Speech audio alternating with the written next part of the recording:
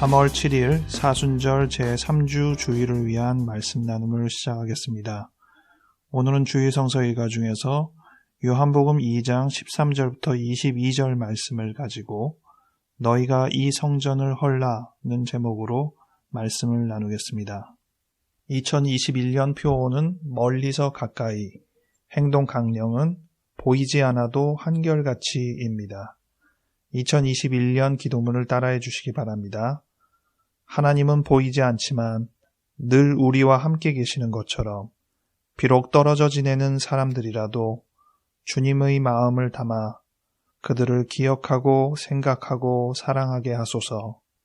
내 마음은 보이지 않지만 늘 나와 함께 있는 것이니 주님이 하시는 것처럼 나를 용납하고 사랑하게 하소서. 예수 이름으로 아멘. 요한복음 2장 13절부터 22절 말씀 읽어드리겠습니다. 유대인들의 유월절이 가까운지라 예수께서 예루살렘으로 올라가셨더니 성전 안에서 소와 양과 비둘기 파는 사람들과 돈 바꾸는 사람들이 앉아있는 것을 보시고 노끈으로 채찍을 만드사 양이나 소를 다 성전에서 내쫓으시고 돈 바꾸는 사람들의 돈을 쏟으시며 상을 엎으시고 비둘기 파는 사람들에게 이르시되 이것을 여기서 가져가라. 내 아버지의 집으로 장사하는 집을 만들지 말라 하시니 제자들이 성경 말씀에 주의 전을 사모하는 열심이 나를 삼키리라 한 것을 기억하더라. 이에 유대인들이 대답하여 예수께 말하기를 네가 이런 일을 행하니 무슨 표적을 우리에게 보이겠느냐. 예수께서 대답하여 이르시되 너희가 이 성전을 헐라 내가 사흘 동안에 일으키리라. 유대인들이 이르되 이 성전은 46년 동안에 지었거늘 내가 3일 동안에 일으키겠느냐 하더라. 그러나 예수는 성전된 자기 육체를 가리켜 말씀하신 것이라.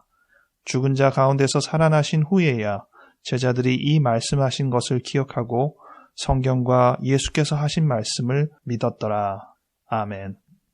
오늘 성경 말씀에서 가장 유명한 말씀은 16절, 내 아버지의 집으로 장사하는 집을 만들지 말라 이 구절일 것입니다. 이 구절의 내용은 마태복음의 내용을 좀 더 익숙하게 기억하실 것입니다. 기록된 바 내 집은 기도하는 집이라 일컬음을 받으리라 하였거늘 너희는 강도의 소굴을 만드는도다 하시니라. 마태복음과 요한복음이 대비가 되죠. 마태복음에서는 내 집은 기도하는 집이다. 여기서 나는 여호와 하나님을 말씀하십니다. 여호와 하나님께서 직접 말씀하시기를 나의 집은 기도하는 집이다. 그 부분을 요한복음에서는 내 아버지의 집, 즉 하나님의 집이라는 면에서는 두 성경이 공통점을 갖고 있지만 기도하는 집이라는 표현은 요한복음에는 없습니다. 또 마태복음에 이 집을 강도의 소굴로 만들었다 이런 표현이 있는데 요한복음에서는 장사하는 집을 만들지 말라고 되어 있습니다. 강도는 물건을 빼앗는 특성을 기억하게 되는데 요한복음에서는 그 강도의 특성을 장사로 표현해서 금방 연결성을 발견하지 못할 수도 있습니다. 성전 정화의 사건이기 때문에 이 성전의 본래 기능 그리고 예수님께서 이 기능을 어떻게 회복하시려고 하는지 이런 부분으로 요한복음의 말씀을 묵상하게 되는 일들이 흔히 있었지만 오늘은 이 부분은 넘어갈 것입니다.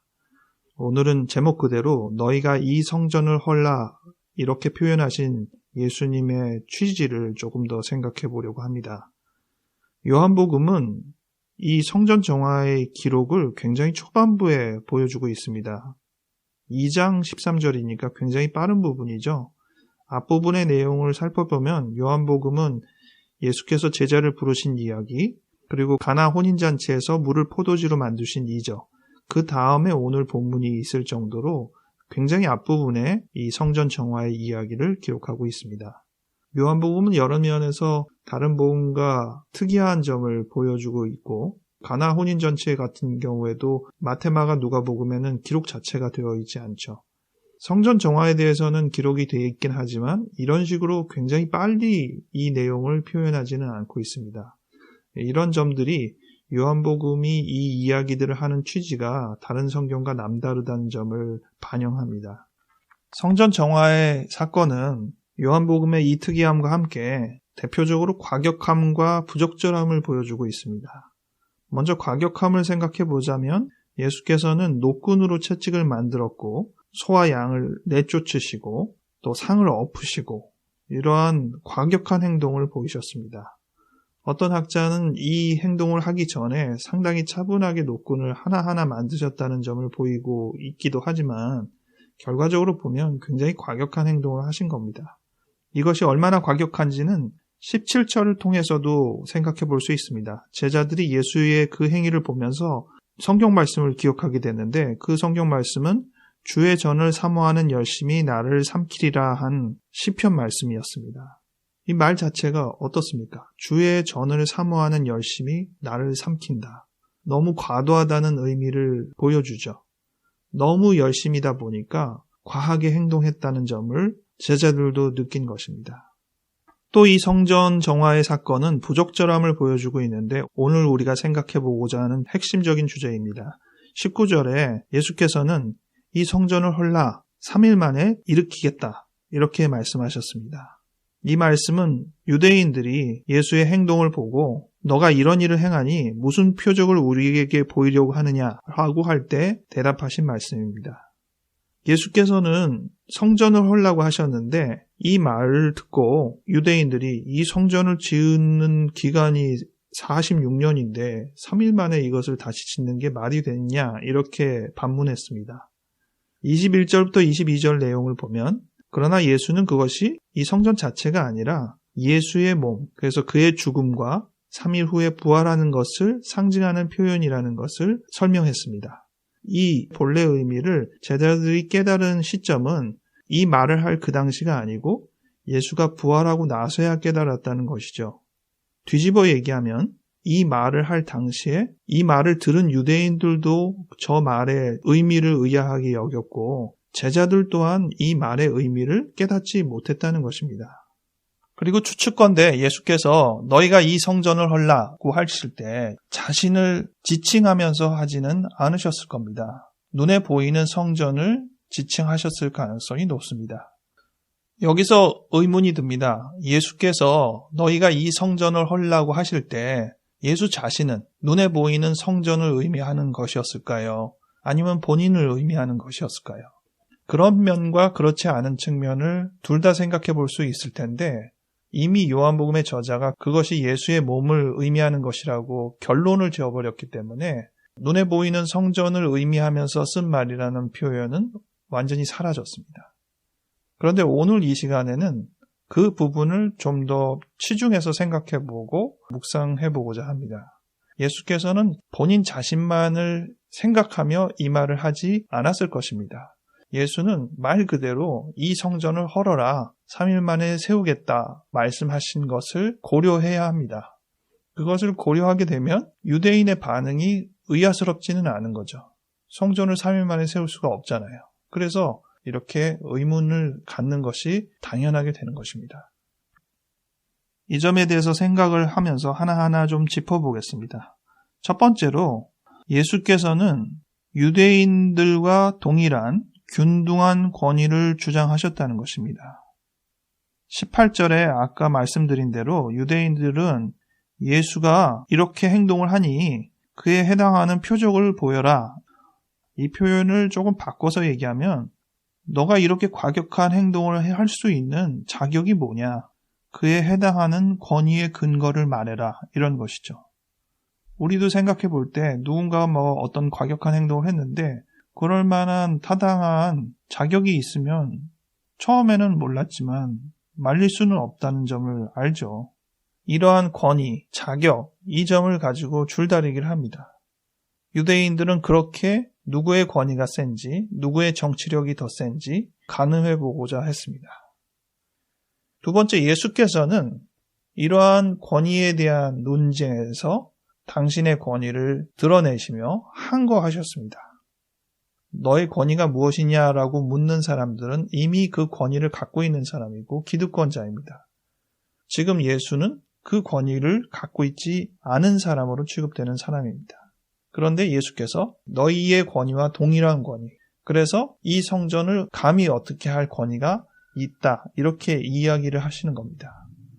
그런데 상대방이 그 이야기를 그래? 충분히 권위가 있구만 인정하면 문제가 없습니다. 그런데 예수께서 말한 권위는 기존의 권위자들한테 불쾌감을 유발시켰고 오히려 예수를 처단해야겠다는 생각을 더 불러일으키는 표현으로 느껴졌습니다. 권위의 줄다리기에서 싸움이 시작되었다는 것은 이 권위의 협상 내지 조율이 급진적으로 이루어졌다는 점을 보여줍니다. 기존의 권위와 또 새로운 권위가 어느 정도 균등한 자리까지 차올라갈 때 기존의 권위는 위협을 받고 이 새로운 권위와 같이 잘 평화를 이룰지 아니면 상대를 짓눌러서 무너뜨려야 될지를 고민하게 될 수밖에 없습니다. 그래서 새로운 권위는 두 가지 정도에서 줄다리기를 합니다. 첫 번째는 점진적인 권위 협상이죠. 한 번에 갑작스러운 변화를 일으키면 문제의 소지가 되고 피해를 볼 수 있기 때문에 더욱더 균등한 자리에 이를 때까지 계속 시간을 지켜내며 인내하며 인식을 개선시키며 나아가는 편입니다. 우리는 이러한 부분에 어느 정도 익숙해져 있긴 합니다. 하지만 권위의 결정적인 시점에서는 싸움이 있습니다. 항거가 있어요. 급진적입니다. 이제는 충분히 그럴 권위가 됐다고 새로운 권위가 주장을 합니다. 유혈의 사태가 벌어지기도 하는 것입니다. 이 점진적과 급진적인 조율은 둘 중에 하나 어느 쪽으로 가느냐가 아니라 항상 두 가지가 상호적으로 벌어지죠. 우리가 많은 상황에서 이런 점진적인 것과 급진적인 것이 항상 섞여서 상황을 만들어냈던 것을 알 수 있습니다. 노동자들이 자기의 권위를 회복시키고자 주장할 때에도 민주화의 운동도 차별을 반대하고 인권을 주장하는 면에 있어서도 점진적인 것과 급진적인 것 사이를 오가며 벌어졌던 것을 우리가 역사를 통해서 알 수 있습니다. 세 번째로 예수께서는 이 항거, 이 싸움의 결말과 희망을 말씀하셨습니다. 예수님께서는 계속적으로 반복해서 본인이 죽음을 당하고 3일 만에 부활한다는 얘기를 하셨고 그와 비슷한 표현으로 이것을 헐어라. 그러면 3일 만에 다시 세우겠다. 이렇게 말씀하신 겁니다. 이 표현은 이 항거의 싸움의 결말이 무엇이냐? 진다는 것입니다. 이 싸움은 지는 싸움이라는 것입니다. 비록 충분히 이제는 서로 어깨를 나란히 하고 균등하게 이 문제를 고민해야 할 것이다 주장을 하지만 상대방 입장에서는 그렇게 허용되지 않는 것입니다. 그러다 보니 상대방은 이 새 권위를 짓누르게 되고 짓밟게 되고 씨를 말려버리려는 분명한 지침을 드러내게 되는 것입니다. 기존의 권위가 어느 정도 팽배하게 있을 때 새 권위는 빛을 보지 못합니다. 쓰러집니다. 예수는 그 결말을 아셨습니다. 그래서 죽을 것이라고 말씀하신 겁니다. 단순히 시간이 딱 정해져서 몇 월 며칠 몇 시에 내가 죽는다 이렇게 예상한 것이 아니라 예수께서 이제 이렇게 급진적인 표현을 해내시면 분명히 이것의 결말은 싸움이 되는 것인데 아직은 동등한 입장이라고 할 수는 없으니 분명히 지게 될 것이다 알고 계신 겁니다. 그런데 동시에 예수님은 희망을 말씀하셨습니다. 3일 만에 살아난다고 말씀하셨습니다. 이것은 단순히 부활만을 의미하는 것이 아니라 짓밟혀도 결코 망하지 않는다는 이 부분을 예수께서 강조하신 것이라고 생각해야 합니다. 이 싸움은 지는 싸움이지만 그럼에도 불구하고 끝나는 싸움이 아니라 계속되는 싸움임을 예수께서 말씀하셨다는 것입니다. 그러므로 이 성전을 헐라고 할 때 이 성전은 단순히 예수 한 사람의 죽음만을 의미하는 것이 아니고 예수님께서 말하신 대로 너희가 이 성전을 헐라, 이 유대교를 헐라, 이 체계를 헐라, 너희가 오랜 시간 동안 변화하면서 변질된 이 기득권 유대교의 체계를 한번 무너뜨려 봐라. 내가 새로운 체계로 3일 만에 세우리라. 이렇게 말씀하신 겁니다. 예수께서는 우리에게도 동일하게 질문합니다. 너희의 굳어진 종교 체계를 허물라. 너희의 갱신 없는 화석화된 신앙을 무너뜨려라. 내가 3일 만에 새로 세우겠노라. 말씀하시는 겁니다. 너희가 이 성전을 헐라. 이 말씀이 어떤 의미로 전달되었는지를 파악한 이상 우리는 우리 스스로에게 물어봐야 합니다. 우리에게 어떠한 주장이 이루어졌을 때 그 주장 앞에서 우리가 주님 감사합니다, 따르겠습니다 라고 반응하는 것인지, 아니면 무엇이라고 말도 안 되는 소리 하지 마, 내가 지금 그렇게 무너질 것이 아니야, 오히려 네가 없어져 줘야겠어 라고 상대를 무너뜨릴 불쾌감과 분노를 유발하는 부분인지 한번 생각해 보시기 바랍니다. 최근에 우리가 접하는 사건 중에는 대표적으로 두 가지 사건이 있습니다. 첫 번째는 미얀마에 있는 민주화 운동의 사건입니다. 군부가 쿠데타를 일으켰습니다. 그 쿠데타에 반대하며 민주주의를 주장하는 사람들에게 군부는 총을 겨누고 사람들이 사살당했습니다. 우리도 같은 경험이 있기 때문에 그때를 떠올려 보게 됩니다. 이 뉴스가 민주주의에 대한 열망을 우리 스스로에게 불러일으킨다면 우리가 어느 편에 있는지를 알 것입니다. 그런데 이 소식을 들으며 불쾌감에 사로잡히고 기득권의 위협처럼 느껴진다면 이것은 예수께서 너희가 이 성전을 헐라고 할 때 당혹스러움과 불쾌감에 휩싸였던 유대인의 입장과 다를 바가 없게 됩니다. 또 최근에 성소수자가 자살을 해서 한 달 사이에 트랜스젠더 3명이 자살을 했다고 하더라고요. 특별히 군인의 신분으로서 트랜스젠더로서의 과정을 인정해준 입장에서 모든 과정이 진행됐는데도 불구하고 자격이 박탈되었을 때 1년 동안 이 부분에 대해서 주장했던 한 명의 생명이 이 세상을 떠났습니다. 그런데 그 기사에 불쾌감을 표현하는 사람들이 많이 있습니다. 사실 본인과 상관은 없죠. 하나의 정보에 불과합니다. 그런데 그 정보에 대고 상대방에게 모욕을 주거나 우리와 무관한 세상에서 니들끼리 살아라 라고 주장하는 그 의견들을 볼 때 저는 그것들이 예수께서 이 성전을 헐라 이렇게 말할 때 불쾌감을 느꼈던 사람과 동일하다고 봅니다. 과연 우리가 느끼는 불쾌감은 어떤 입장인가를 다시 한번 생각해 보아야 합니다.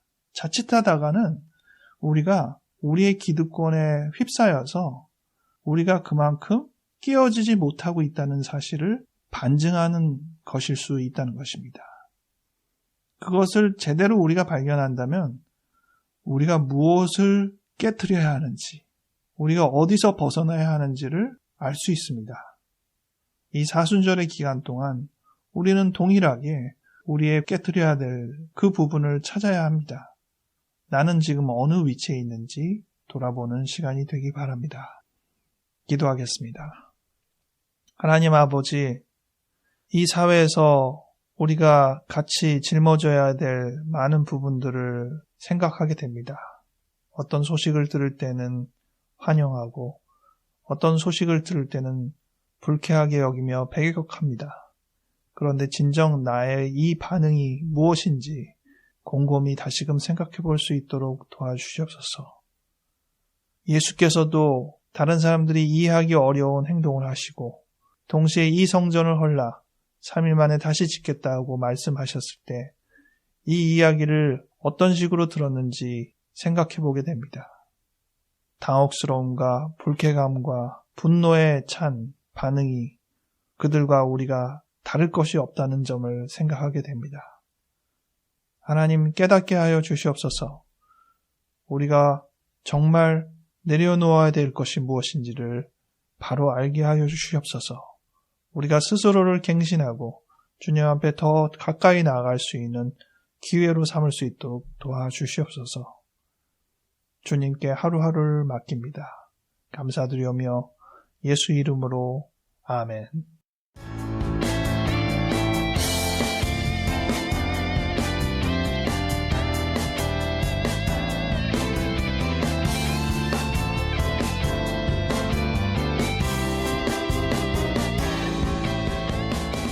우리나라도 이제는 코로나19 바이러스 백신이 공급이 되면서 백신을 맞으면서 느꼈던 장단점을 여러 정보를 통해서 듣게 됩니다. 첫날은 조금 멀쩡하지만 둘째 날에 이르면서는 열도 많이 나고 오한도 많이 나는 것으로 호소하는 사람들이 있습니다. 증상이 없어도 처음부터 타이레놀을 같이 복용하는 경우도 꽤 많다고 합니다. 우리 자신을 보호하는 과정이긴 하지만 거쳐야 할 열병이 있습니다. 그것은 우리의 본질을 흐리는 수준까지는 아니겠지만 반드시 거쳐야 할 어려움이라고 해야겠습니다. 이러한 자연의 섭리, 일상에서 경험하는 하나하나의 부분을 우리의 신앙과도 또 연결지어서 동일하게 생각해 보아야겠습니다. 이번 주는 월요일부터 금요일까지 사순절 제17일부터 22일까지의 시간입니다. 사순절의 반을 지나며 우리가 묵상해야 할 예수님의 삶, 예수님의 고난, 죽음과 부활에 대해서 다양한 방법으로 현재의 삶과 연결지어 생각해보는 좋은 기회 되기 바랍니다. 건강하게 지내시고 다음 주에 다시 뵙겠습니다.